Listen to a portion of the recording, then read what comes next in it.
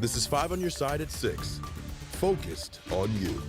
A homecoming fit for a hero. Tonight, Washington, Missouri salutes an officer shot and seriously hurt in the line of duty. Thank you for joining us tonight. I'm Ann Allred. And I'm Mike Bush. Herman police officer Adam Sullentrup is making his way home to Washington right now. He's been in extensive rehab in Colorado. 5 on your side's Laura Barczewski is live along the route in Washington. Laura. Mike and Ann, the city of Washington says they're so ready to welcome Officer Adam Sullentrup home. They'll be here along Highway 100 within the hour. His plane is still in the air at this point, and anyone who wants to welcome him home along this route can stand in 2 places: Recreation Drive, here where we are now, or a little further down 100 on the Phoenix Center Drive. Both areas have plenty of parking and enough grass to stand along the highway safely. Officer Sullentrup was shot in March responding to a call at the Casey's gas station in Herman with Detective Sergeant Mason Griffith. Griffith died from his injuries. The Washington Assistant Police Chief says the community here has done so much to support the families and hope this homecoming, this welcome, is a bright spot in a tough journey. I've been involved in a lot of processions, funeral processions, and this is a hero's welcome procession, which is much better than a funeral procession. So hopefully it will bring some joy and comfort to the family and to Adam himself. The Washington Police Department says people can start showing up around 7 o'clock as they're expecting Officer Sullentrup and the escort to be here in the area between 7:15 and 7:45 tonight. Reporting live in Washington, Laura Barczewski, 5 on your side. Tonight, our I-team investigates overdoses in jails. They found multiple calls for overdoses in the city's jail. Christine Byers asks how they're getting in and what other facilities are doing to stop it. In the last month alone, EMS records show paramedics have been called to the St. Louis jail 8 times for suspected overdoses. Here's what Commissioner Jennifer Clemens Abdullah had to say late last week about the problem. Do you feel like there have been more overdoses lately? I really don't have those numbers. I don't know those numbers. What are you doing to address the drugs that are getting in here? We've did a couple things. I won't put it out for public consumption. The detainees may not be watching the news, but other relatives are, and that information gets to them. Other jail officials have their numbers, including Jefferson County. So we went there to see how they're tackling the problem. In 2021, there were 6 overdoses. This year, just 2. The amount of fentanyl that it takes can be very easily hidden in a lot of different places.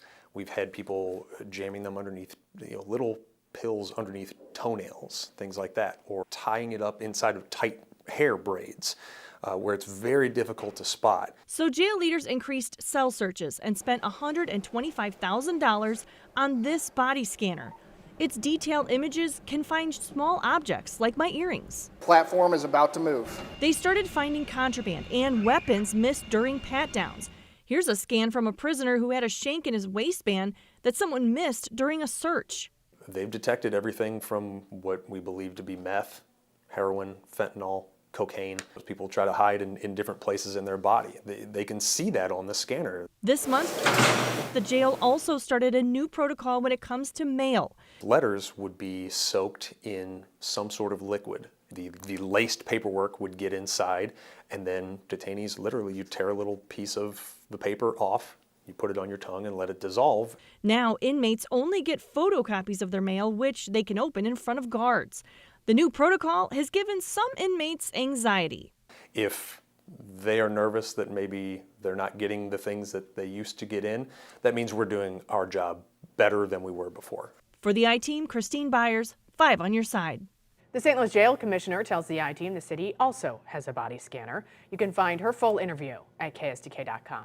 Missouri voters are one big step closer to seeing at least one abortion-related question on the ballot next year. And there could be 2 rival questions on the ballot. Our political editor, Mark Maxwell, has the latest after a long court battle ended. Mark. Secretary of State Jay Ashcroft lost his legal fight to try and include language the court called inaccurate and partisan. Now abortion advocates can start gathering enough signatures to put that question to voters. The question itself would overturn Missouri's abortion ban and allow abortions up to 24 weeks, no questions asked. But a second question could appear on that same ballot. A Republican operative is leading a separate compromise effort seeking middle ground. She's already circulating papers and gathering signatures for a 12-week abortion limit, with some exceptions for rape and incest if that victim calls a sexual assault hotline first. That more conservative plan is already under attack from Planned Parenthood, who called it misguided and harmful, saying, quote, "There's only one path forward to move Missouri beyond the status quo of no abortion access or extremely restricted." Do people vote yes on both of them, or do they sort of coalesce around one? I think the messaging too, if the more conservative ballot initiative that's more like 12 weeks, do they campaign against the more like 24-week initiative? So I think it's going to be interesting to see how those folks supporting these initiatives either choose to work together or against each other. Voters could have more than one choice. A poll conducted just last week showed 48% of voters in Missouri want to amend the Constitution to remove the ban on abortion. 37% saying no, 15% they're saying they're not sure. If one or both of those questions gets on the ballot, they just need 50% to change the state constitution. Tonight, advocates for the disabled are celebrating a big win in St. Louis County. This afternoon, county leaders voted to approve a budget for the company that operates Metro Transit. Our Diamond Palmer was there for today's vote and is live tonight in Clayton. Diamond. Yeah, well, Mike and Ann, this vote was not unanimous. Councilmember Ernie Trake has voted against it, and he says he's been vocal about his support for people in the disabled community, but he says approving this budget was reckless.